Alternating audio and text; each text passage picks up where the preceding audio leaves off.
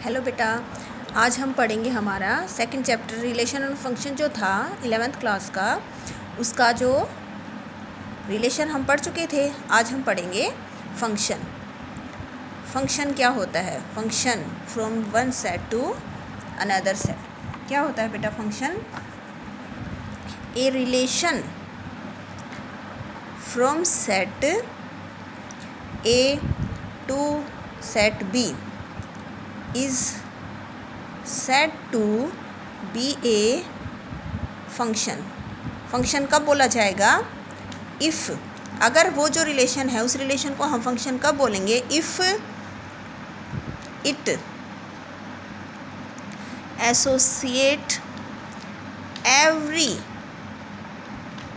Element of set A to unique element of set B। every element of set A to unique element of set B। किसी भी relation को function कब बोलेंगे? जब हमारा वो रिलेशन सेट ए के एवरी एलिमेंट को रिलेट करेगा to unique element of set B. Unique का मतलब ये है, ऐसा ना हो कि ये हमारा सेट ए है और ये हमारा सेट बी है। मान लीजिए इसमें एलिमेंट हो 3, इसमें भी मान लो हमारे पास एलिमेंट हों, तो ऐसा ना हो कि इसने 1 को रिलेट कर दिया 1 में और फिर 1 को ही रिलेट कर दिया 2 में। Every element of set A will be related to unique element. 1 की इमेज होनी चाहिए तो 1 ही होनी चाहिए। ऐसा ना हो कि 1 रिलेट हो 1 में और फिर 1 को ही रिलेट कर दिया जाए 2 में। ऐसे कर सकते हैं हम कि हमारा एक सेट ये दे रखा है, दूसरा सेट ये है, इसमें एलिमेंट हों 3, इसमें भी एलिमेंट दे रखे हों, तो 1 की इमेज 4 हो और फिर साथ में हमारे पास 2 की इमेज भी 4 हो जाए। ये चीज़ हो सकती है, क्योंकि अब अगर बोला जाए तो 1 किससे रिलेट है? 1 एक ही एलिमेंट से, यूनिक एलिमेंट से रिलेट है। किससे? 4 से। और यहाँ 2 भी किससे रिलेटेड है? 2 भी यूनिक एलिमेंट से रिलेटेड है 4 से। अब अगर इसको हम लिखेंगे तो ऐसे लिखेंगे कि 1 related to 4 and 2 related to 4। और अगर इसको लिखा जाए तो इसको ऐसे लिखेंगे 1 related to 1 and 1 related to 2। तो इसमें देखो क्या हो गया, इसमें जो हमारा फर्स्ट एलिमेंट है वो रिपीट हो गया। यहाँ फर्स्ट एलिमेंट रिपीट नहीं है। फंक्शन की मेन कंडीशन यही है कि किन्हीं भी 2 पेयर्स में जो फर्स्ट एलिमेंट होता है वो फर्स्ट एलिमेंट कभी भी हमारा रिपीट नहीं होना चाहिए। फर्स्ट एलिमेंट अगर रिपीटेड है तो फिर ये ज़रूर देख लेना कि सेकंड एलिमेंट भी सेम होना चाहिए, रिपीटेड होना चाहिए।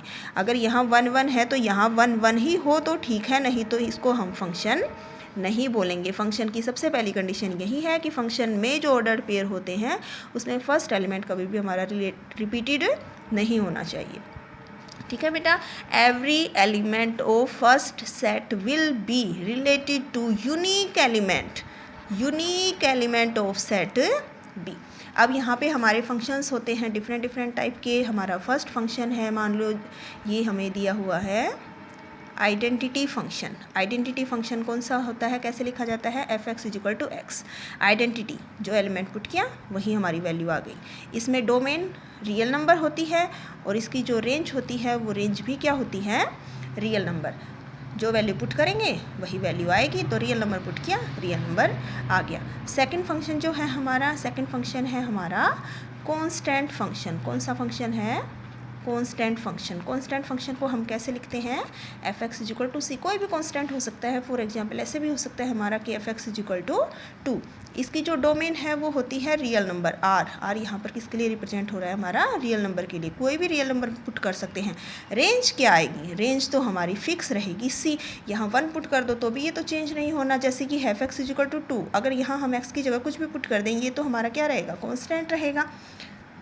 रेंज क्या आएगी हमारी? सी, कांस्टेंट रहेगी यहाँ पे रेंज। नेक्स्ट होता है हमारा पोलिनोमियल फंक्शन। पोलिनोमियल फंक्शन कोई भी फंक्शन हो सकता है। फॉर एग्जांपल f(x) = इस फॉर्म में 2x² + 3 कुछ भी हो सकता है। इसमें हमारी डोमेन रियल नंबर होती है और रेंज भी क्या होती है? Real number. x की जगह कोई भी रियल नंबर पुट करते जाओ, हमारी वैल्यूज़ भी क्या आती जाएंगी? डिफरेंट आती जाएंगी। रियल पोलिनोमियल के बाद हमारा नेक्स्ट है, फोर्थ है हमारा रेशनल फंक्शन। रेशनल फंक्शन को हम लिखते हैं f x is equal to p x upon q x की फॉर्म में, where p x and q x are both are rational numbers and q x will not be equal to 0। यहाँ हमारी domain क्या होती है, all real numbers, लेकिन ये condition ज़रूर ध्यान रखनी है कि वो ऐसा कोई भी रियल नंबर ना हो जिससे पोलिनोमियल, हमारा जो डिनोमिनेटर वाला पोलिनोमियल है वो 0 हो जाए, ये ऑलवेज नॉट इक्वल टू 0 होना चाहिए। ठीक है, रेशनल के बाद हमारा नेक्स्ट आता है मॉडुलस फंक्शन। मॉडुलस फंक्शन को हम कैसे लिखते हैं, f x is equal to x. Modulus function f x is equal to x, यहाँ पे हम एक्स की जगह कोई भी वैल्यू पुट कर सकते हैं, तो हमारी जो एक्स की वैल्यू है वो ऑल रियल नंबर्स, तो यहाँ हमारी डोमेन जो होगी वो रियल नंबर्स, और रेंज क्या होगी बेटा, रेंज हमारी होगी पॉजिटिव रियल नंबर्स, क्योंकि यहाँ हम पॉजिटिव वैल्यू पुट करें या नेगेटिव पुट करें, आउटपुट हमारी ऑलवेज कैसी आएगी, पॉजिटिव आएगी। उसके बाद नेक्स्ट है हमारा greatest integer function. Greatest integer function ऐसे लिखा जाता है f x is equal to x. ये हमारी स्क्वायर ब्रैकेट से कंफ्यूज मत होना, ये हमारा ग्रेटेस्ट इंटीजर फंक्शन लिखा है। इस तरह से हमने इसकी डोमेन जो होगी, डोमेन क्या होगी इसकी, ऑल रियल नंबर्स कुछ भी पुट कर सकते हैं, लेकिन बेटा जो इसकी रेंज होती है, इसकी रेंज हमेशा क्या आती है, इंटीजर में ही आती है। इसको कैसे लिखा जाता है, जैसे मान लीजिए हमने यहाँ पुट किया 2.3, ग्रेटेस्ट इंटीजर में 2.3 पुट किया। 2.3 किन दो इंटीजर्स के बीच में लाई करता है, 2.3 2 और 3 के बीच में लाई करता है, तो इसमें इसकी वैल्यू हो जाएगी 2। इसका नाम है ग्रेटेस्ट इंटीजर। जिन दो इंटीजर्स के बीच में लाई करता है उसमें ये वाला लेना होता है, स्मॉलर वाला, तो कितना आ जाएगा 2। अगर मान लो यहाँ 3 पुट किया तो 3 तो एज इट इज़ रहेगा 3। मान लीजिए हमने पुट किया -0.7, कितना पुट किया, -0.7। -0.7 किस किस के बीच में लाई करता है, -1 और 0 के बीच में लाई करता है। स्मॉलर वैल्यू कौन सी है, दोनों में -1, तो इसकी आउटपुट क्या आएगी, -1। तो देखिए पुट कर लेंगे हम रियल नंबर कोई भी, लेकिन जो आउटपुट आएगी वो हमेशा कैसी आती है, इंटीजर की फॉर्म में आती है। तो ये क्या हो जाएगा, हमारा इंटीजर हो जाएगा। ठीक है, एक हमारा होता है सिग्नम फंक्शन।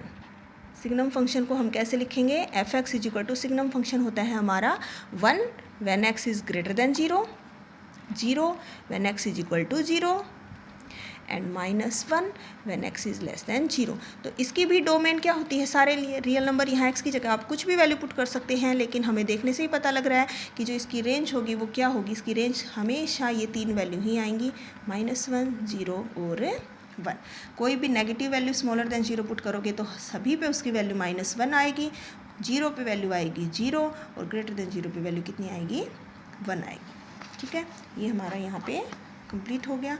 अब हम हमारी स्टार्ट करेंगे एक्सरसाइज 2.3 एक्सरसाइज में जो आपका फर्स्ट क्वेश्चन है, उस फर्स्ट क्वेश्चन में हमें ये बताना है कि कौन कौन से फंक्शंस हैं और कौन कौन से फंक्शन नहीं है तो फिर हमें उसका रीजन भी देना है। जैसे ये दे रखा है 2 1 5 1 8 1 11 1 14 1 और 17 1, इस तरह से पेयर दे रखे हैं। और अगर ये चेक करना हो वो फंक्शन है या नहीं, तो सबसे पहली बात तो ये देखना होता है कि उसका जो फर्स्ट एलिमेंट है वो हमारा रिपीट नहीं होना चाहिए। फर्स्ट एलिमेंट क्या नहीं होना चाहिए, रिपीट नहीं होना चाहिए।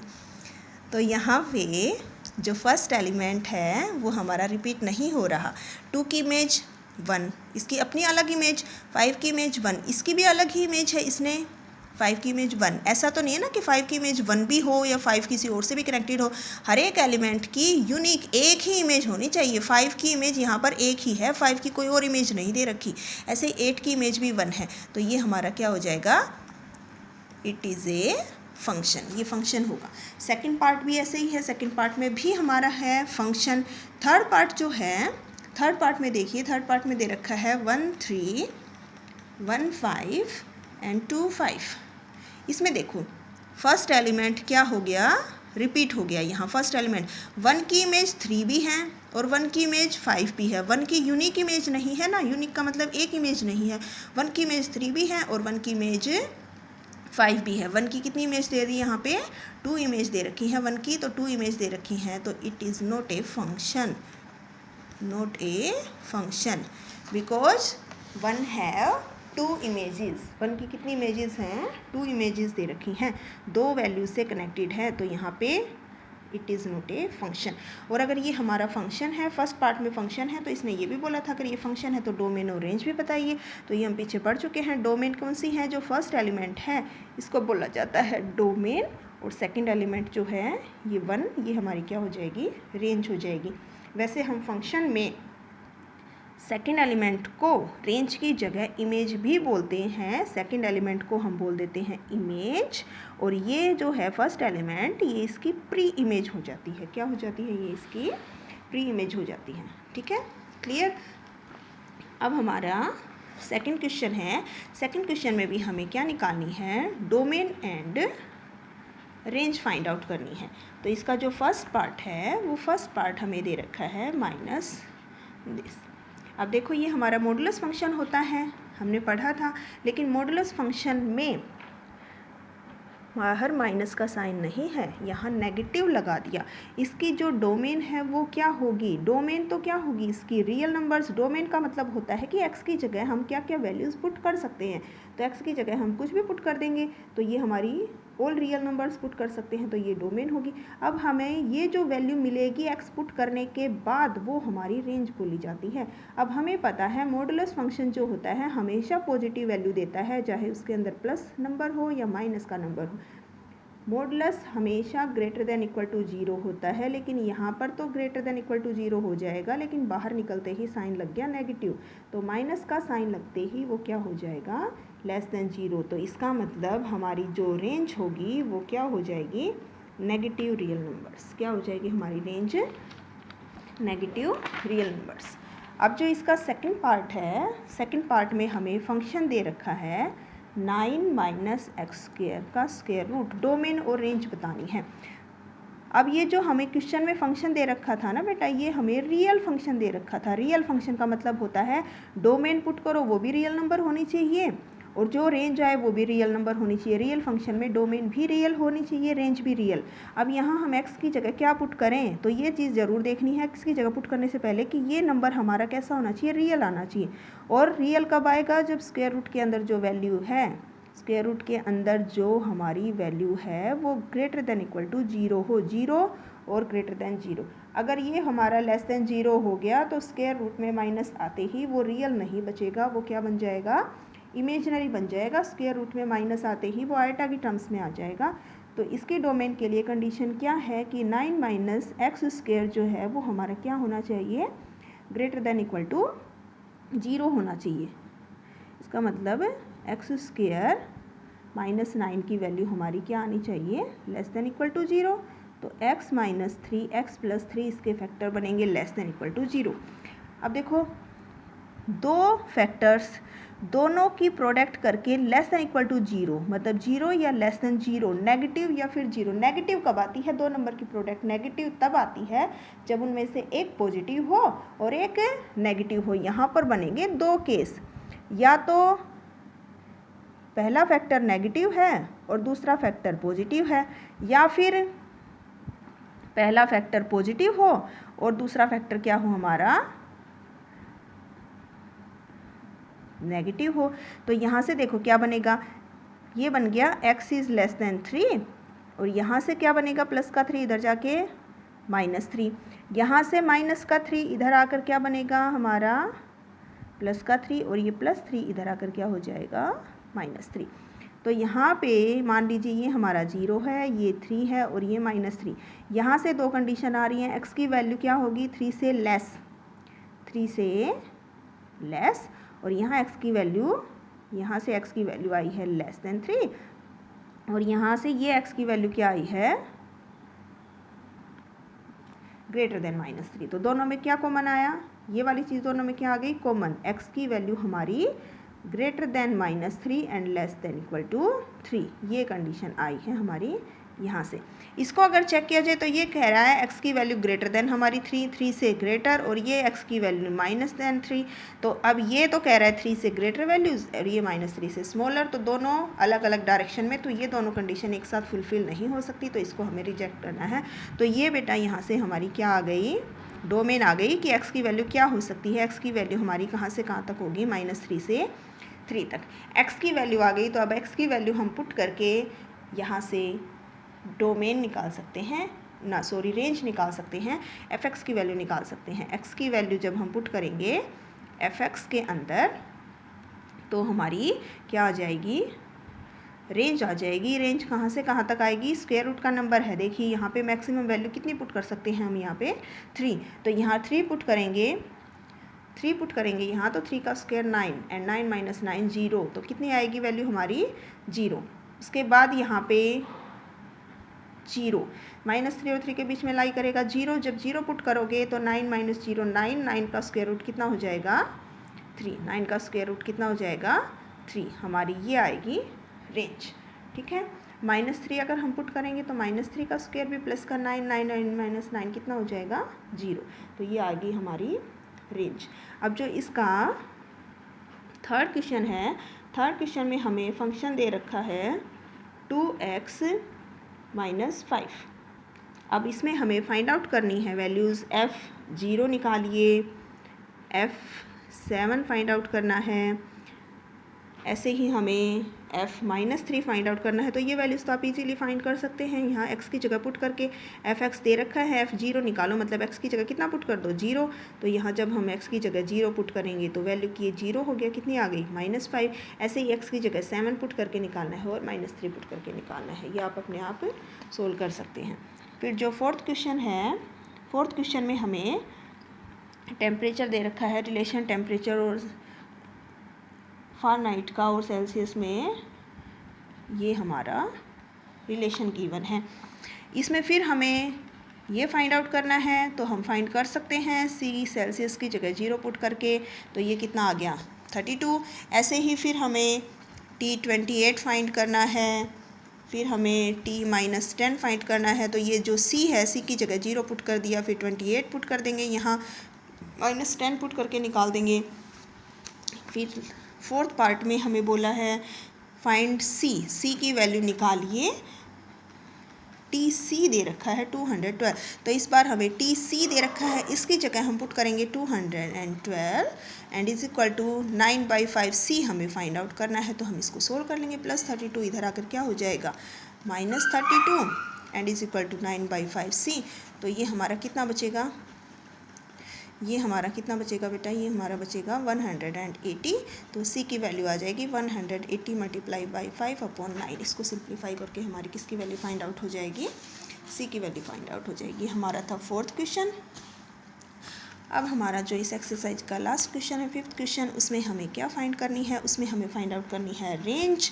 रेंज आपको फाइंड करनी है, जैसे इसमें दे रखा है हमें f(x) गिवन है 2 - 3x, और इसने कहा है कि x रियल नंबर पुट करो और वो क्या होना चाहिए >0। रेंज निकालो। अब देखो बेटा, यहाँ से इसका यूज करके हम रेंज निकालेंगे। अब इसने कहा है x की वैल्यू >0 होनी चाहिए, 3 से मल्टीप्लाई कर दें दोनों तरफ, तो 3x भी >0 होगा। फिर माइनस का साइन लगाएंगे अगर हम, तो माइनस का 3x, तो ये इनइक्वालिटी क्या है, ये चेंज हो जाएगी, ग्रेटर देन हो तो अब क्या हो जाएगी, नेगेटिव साइन लगाने के बाद <0। अब 2 दोनों तरफ हम ऐड कर देंगे, तो ये हो जाएगा 2 - 3x, इधर भी 2 ऐड कर देंगे तो 2, तो ये बना दिया हमने अपना फंक्शन। तो फंक्शन की वैल्यू क्या आएगी यहाँ से <2। x की वैल्यू >0 थी, x की वैल्यू क्या थी >0, तो आप ये फंक्शन चेक कर लो ना कि ये फंक्शन कहाँ से कहाँ तक लाई करेगा। जब x हमारा >0 होगा तो ये फंक्शन बनाने के लिए मल्टीप्लाइंग बोथ साइड्स बाई 3, फिर taking negative sign both sides, तो इनइक्वालिटी हमारी क्या हो जाएगी, चेंज हो जाती है नेगेटिव साइन लगाने से, फिर एडिंग टू बोथ साइड, तो फंक्शन हमारा क्या आ गया <2। तो हमारी जो रेंज है वो रेंज हमारी <2 होगी, 2 से स्मॉलर, 2 से स्मॉलर, तो 2 से -इन्फिनिटी तक आ जाएगी। ठीक है, इसका जो सेकंड पार्ट है उसमें हमें फंक्शन गिवन है x² + 2 एंड इसने कहा है कि x क्या होगा, एक रियल नंबर। तो देखो बेटा x कोई भी रियल नंबर अगर हम पुट करेंगे तो फिर हमें उसका स्क्वायर भी करना पड़ेगा, और हमें पता है किसी भी नंबर का जब हम स्क्वायर करते हैं तो always greater than equal to 0 होता है। उसकी वैल्यू या तो 0 आएगी, स्मॉलेस्ट वैल्यू किसी भी नंबर के स्क्वायर की स्मॉलेस्ट वैल्यू या तो 0 के इक्वल या फिर ग्रेटर देन 0। हमें ये फंक्शन बनाना है, ये फंक्शन बनाना है तो हमें इसका पता है ये greater than equal to 0, adding to both sides, तो X square plus 2 greater than equal to, इधर भी 2 ऐड कर दिया तो कितना आ गया 2 आ जाएगा। तो ये बन गया हमारा फंक्शन। तो जो फंक्शन की वैल्यू है वो हमारी ग्रेटर देन इक्वल टू क्या हो जाएगी 2। तो इसकी रेंज कितनी आ जाएगी, इसकी रेंज हमारी 2 भी होगी, ग्रेटर देन भी है 2 भी लेनी है तो 2 को क्लोज करेंगे, स्क्वायर ब्रैकेट लगाएंगे कि 2 भी लेना है, और greater than 2 up to infinity. और जो थर्ड है ये तो हमारा आइडेंटिटी फंक्शन ही दे दिया, f x is equal to x and x is a real number. तो ये तो हमें पता है कि x की वैल्यू कोई भी रियल नंबर यहाँ पुट करेंगे तो रियल नंबर ही आएगी, तो इसकी रेंज क्या होगी, इसकी रेंज हो जाएगी रियल नंबर। ये आपकी 2.3 एक्सरसाइज है फंक्शन की, ये कंप्लीट हो गई। इसको सोल्व कर लेना, अगर कोई प्रॉब्लम है तो आप पूछ सकते हो, और बेटा इसको चैनल को लिंक पर जाके सब्सक्राइब ज़रूर कर देना ताकि आपको हर वीडियो की नोटिफिकेशन मिलती रहे। ठीक है, थैंक यू बेटा।